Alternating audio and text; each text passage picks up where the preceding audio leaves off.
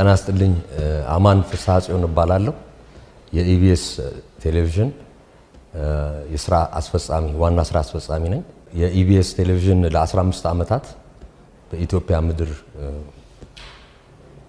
ፕሮግራሞች ሲያሰራጭ ቆይተዋል። እነዚህ አስተማሪ የሆኑ ፕሮግራሞች፣ ማህበራዊ የሆኑ ፕሮግራሞች፣ ዜና እንዲሁም መዝናኛ ፕሮግራሞች ሲያስተላልፍ የቆየ ጣቢያ ነው።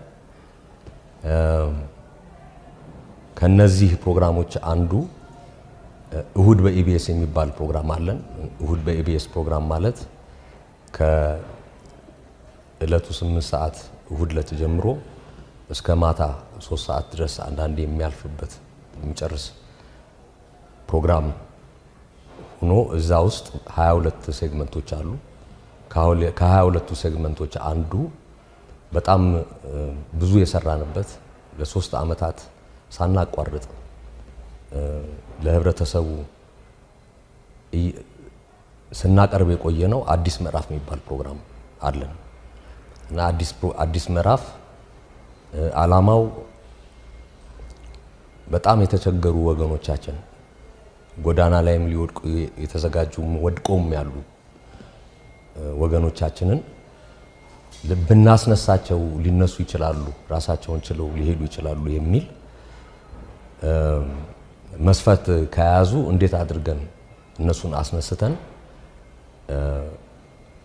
ህብረተሰቡ እንዲያይና ለሌላም ኤግዛምፕል ሆኖ እሱም ራሱ እየተነሳ ሌላ ወገኑን እንዲያስነሳ እንዲያሰራ የሚል ዓላማ ይዞ የተነሳ ነው እና በጣም ብዙ አይነት ልዩ የሆኑ ግለሰቦችን ስናስተናግድ ቆይተናል እና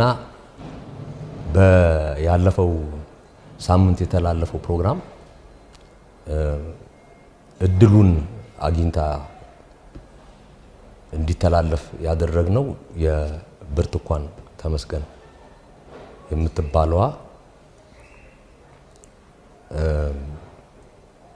ወደኛ ጣቢያ ድረስ መታ ተመዝግባ እርዱኝ ልጆቼ ልጅ ይዤ ጎዳና ላይ ወድቄያለሁ እና እኔ ጾታዊ ጥቃት የደረሰብኝ ሰው ነኝ፣ ትንሽ ከተረዳው ህይወቴን ልቀይር እችላለሁ፣ እርዱኝ ብላ 1 ወር ሙሉ ስትመላለስ እንደቆየች የኛ መዝገብ ያሳየናል።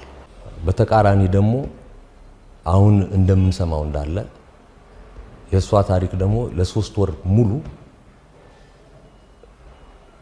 ሲቀናጅ